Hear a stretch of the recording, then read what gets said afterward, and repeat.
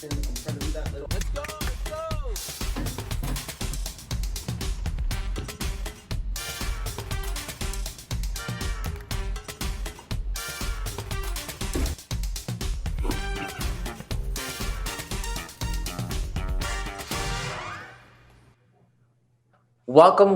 Welcome to our very first episode of 305 on the Spot. I'm Jeffrey.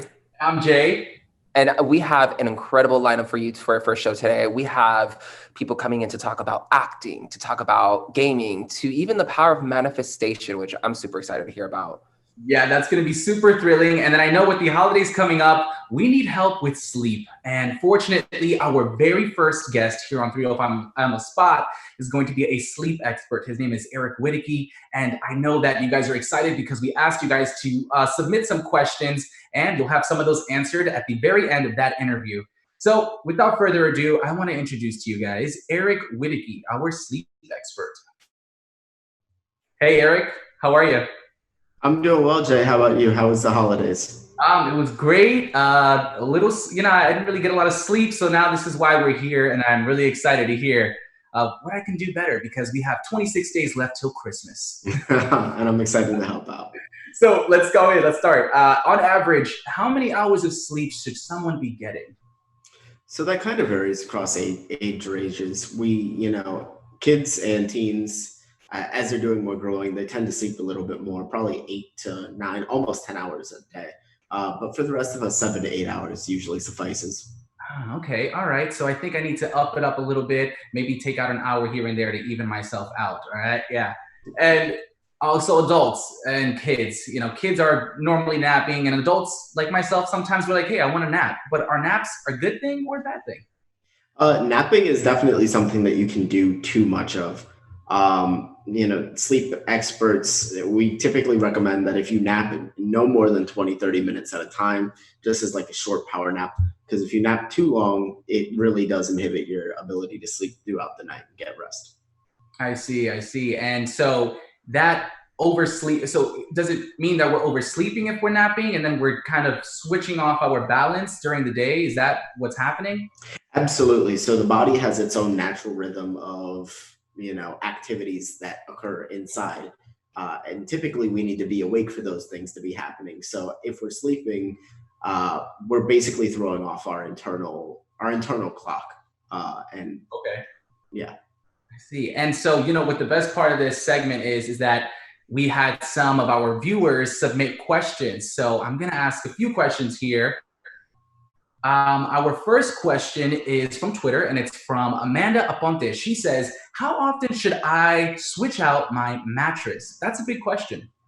Yeah, absolutely. So in the mattress industry, we have a saying, and it goes, replace every 8. So over the course of 8 years, as I'm sure we all know, our bodies change. The things that we need from our rest kind of changes. And more importantly, our mattresses change. We sweat a cup a night. We're shedding dead skin to the point where the mattress doubles in weight over the course of that 8 years. And, the wear and tear kind of reduces the mattress's ability to be supportive for us. Oh, wow. So the mattress is doubling in weight. I think that some of us may double in weight after the holidays. I don't think that's going to be a good thing at all, right? Second question is from Jeffrey Cotto. That's actually my co-host. Don't tell anybody. What type of pillow would you recommend for a good night's rest? Sure. So that kind of depends on how it is that we sleep. For somebody that sleeps on their back or their stomach, where your back needs to be as flat as possible, I'd recommend a pillow that's kind of low profile, something that doesn't prop the head up too much and misalign the spine. For those of us that sleep on our sides, you definitely want something that's going to be a little bit higher, kind of keep that natural arc of your spine in place. It really comes down to anatomy and making sure that our spine is aligned with our mattress and the propping is perfect. Absolutely. I see that. Now, last question is from Paola. She says, how do I maintain my mattress? So there's 2 main components to maintaining a mattress. The first thing and the most important thing is to get a mattress protector, something that's waterproof, something that's hypoallergenic. That way that sweat and that gunk from that dead skin that I talked about doesn't get to your mattress, and because what happens is when the sweat gets in, it actually rusts out the coils of the mattress, and it inhibits the ability of the matches to be as supportive as it should be. That's really important. And the second thing that I recommend Okay. is rotating the matches 180 degrees twice a year. Yes, exactly. My mom would always tell me, make sure you flip the mattress. I'm like, all right, or turn it. But rotating is something new. All right. Thank you, Eric, so much for coming on, answering our audience questions and my questions. I hope you enjoy your holidays, and I will be getting more rest because of you. Likewise. Thank you. Thank you. You guys sit tight because we have more to come on our first episode here on 305 on the Spot.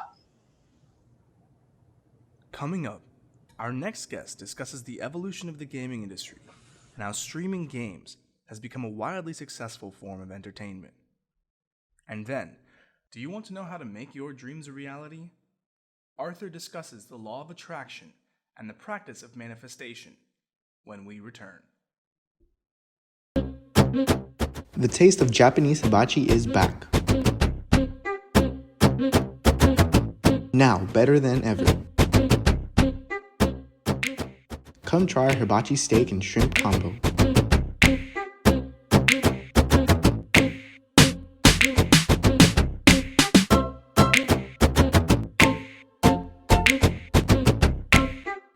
Located in Doral near International Mall. It is time to have our voices to be heard. It's time to make it count. This is what we deserve. Don't be scared by what they'll say Too weak to lead. and what they'll do. That's their goal. Our mission is to make a change for our present and our future. My future. My future. Voting matters for our community Our state. and our country. Young voters matter.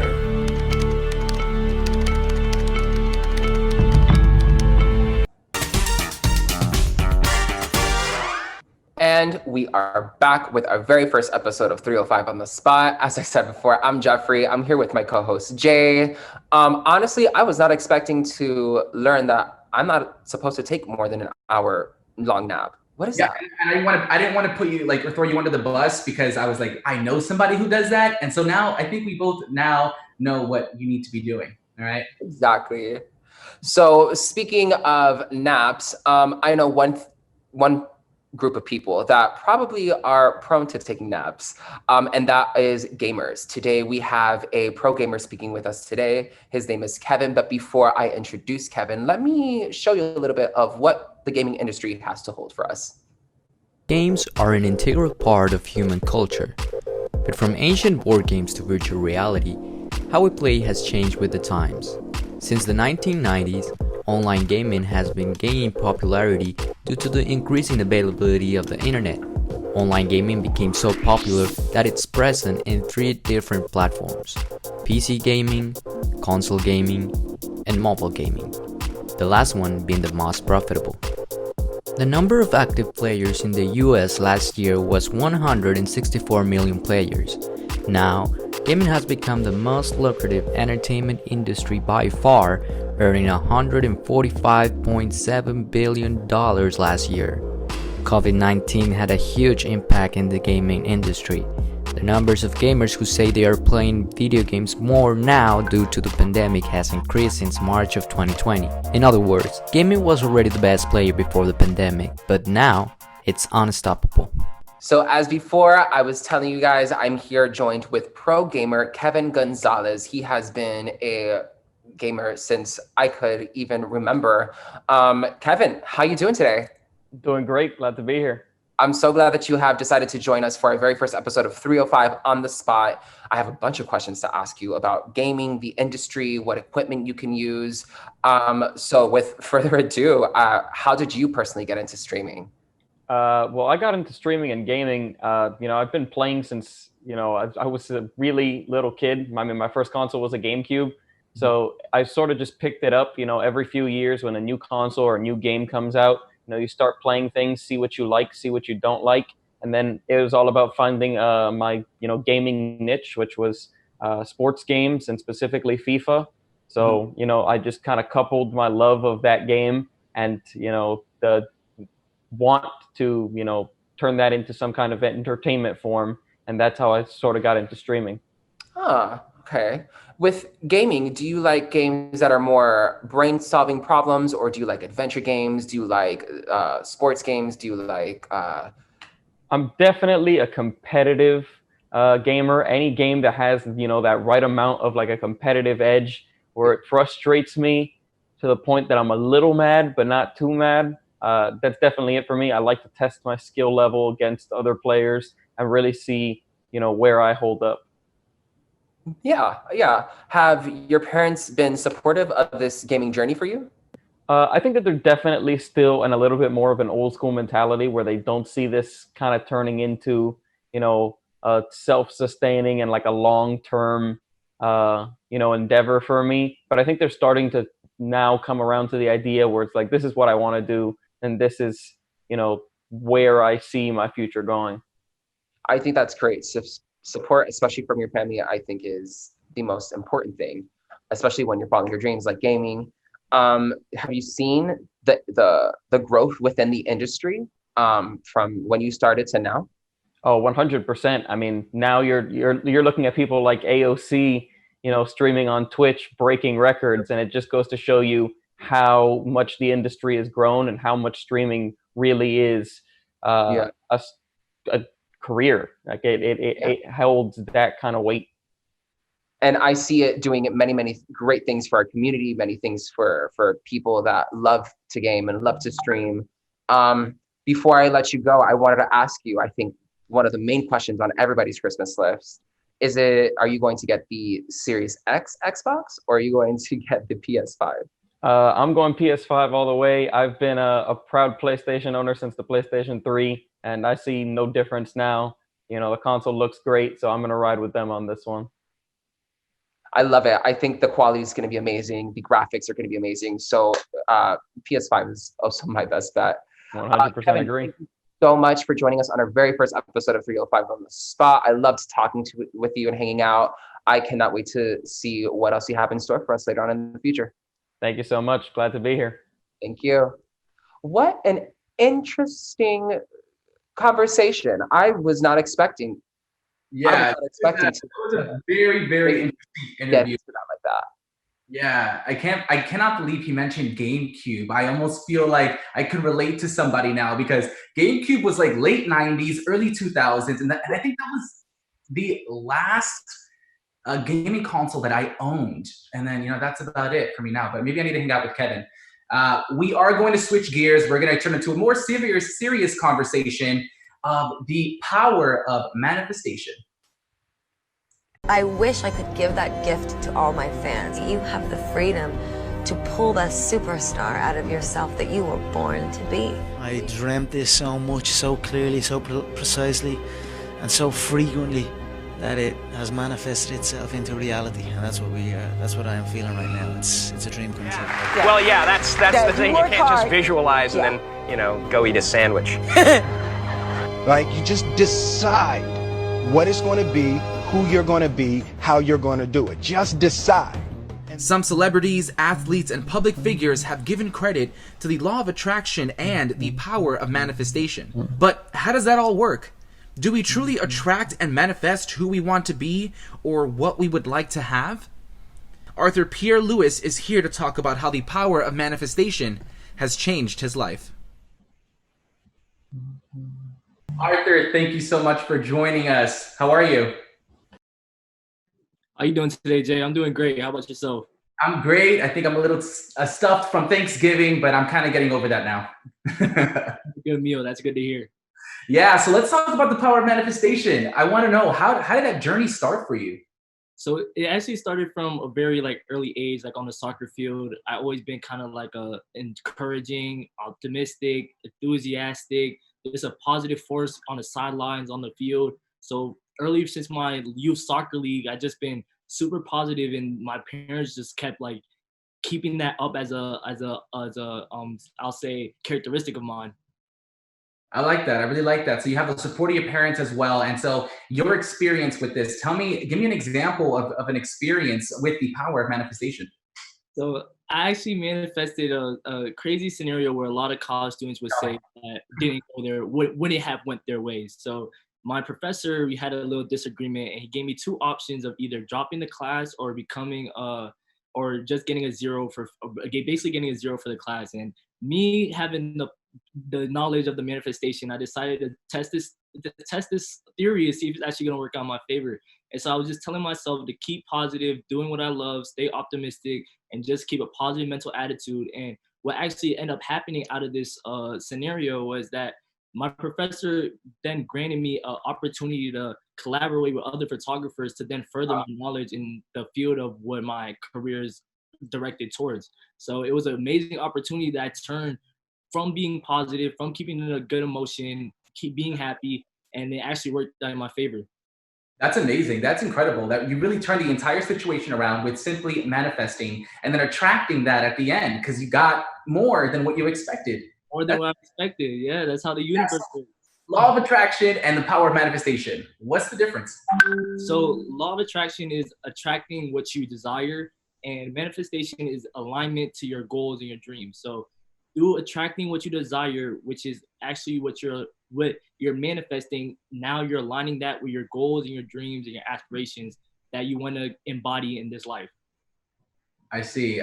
Noted. That is just some great thoughts and some notes from you. And this is the last question for you. What do you say to doubters of this belief, of the whole power of manifestation, law of attraction, and how it all works? Yeah, so for the doubters, I would say, just like the law of gravity will always have you fall, an apple fall, a monkey fall, a human will fall, everybody will fall due to the law of gravity. That's the same way that law of attraction works. It will always work for any human, even if you're in a positive mindset, in a negative mindset. If you're in a positive mindset, positive affirmations will be coming your way. If you're in a negative mindset, negative things and negative affirmations will be coming your way. So just through your thought process and how you think, then that's how you really can control the law of attraction.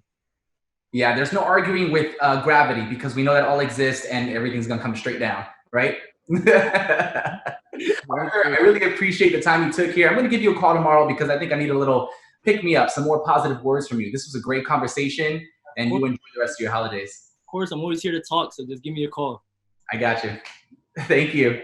And you guys sit tight. We have our final interview with Maria and COVID and how that has affected acting. Coming up, Maria shows us what she's been working on and how theatrical productions have evolved in the year of COVID-19. All that and more when we return.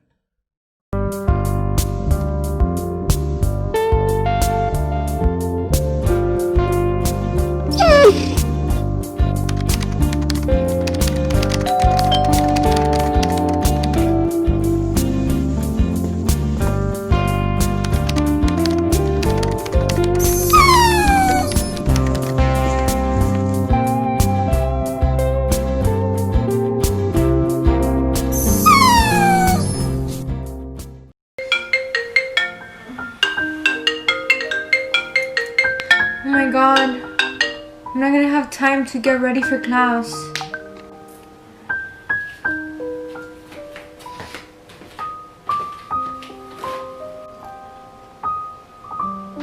You can't attend class looking like that. Drink a sip of this.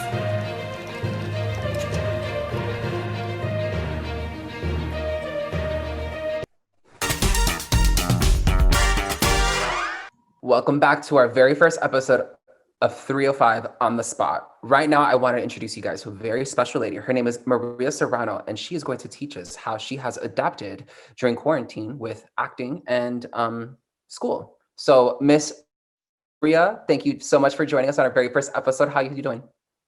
Hi, thank you for having me. I'm doing great. How about you? I'm good. I'm super excited to ask you so many questions to really get down and figure out how acting has changed during the pandemic. It was very interesting because we were so used to working, in an actual theater, like the actual space with our teachers and all the students in the same room. But then we were transferred over to a small screen and we can only see each other in that screen. So it was very difficult at first, but we learned so much from that. And that has actually something that has been incorporated to this semester as well, this semester. How has acting been via, I guess, Zoom calls, correct? Zoom classes, because having that same energy from a partner or a scene partner is completely different via screen, correct? Yeah.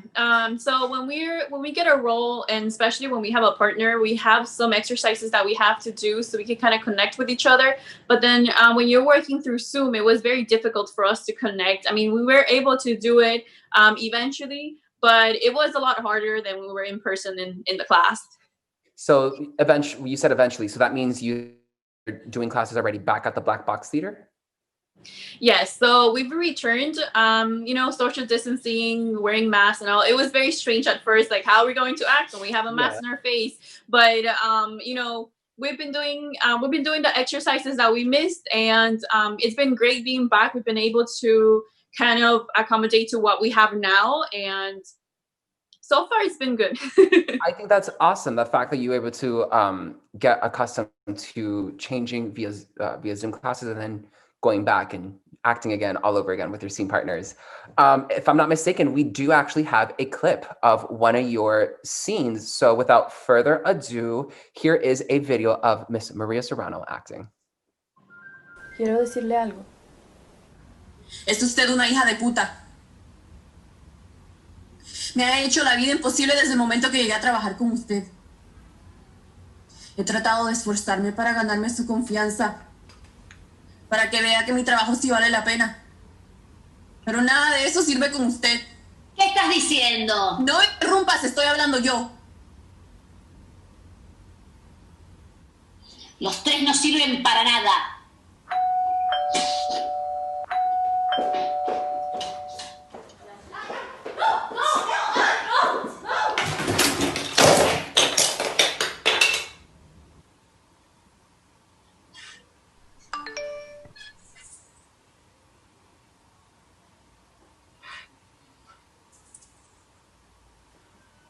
Ya está hecho. No grabaste la junta, ¿verdad? No. Solamente soy una secretaria tonta que no sabe grabar una junta virtual.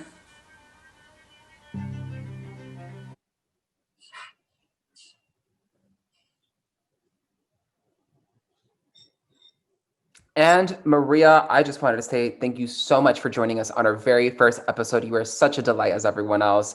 And I cannot wait to see what you have in store for us in the future. Thank you. It was an honor being here. It was a pleasure to have you on. Thank you so much, Maria. And without further ado, that is a wrap on our very first episode of 305 on the Spot. Sure is, and it's been insane because we've had some amazing guests on here. But you guys, thank you guys for watching, and catch us next week here on 305 on the Spot. Thank you guys so much for joining. Have a good one.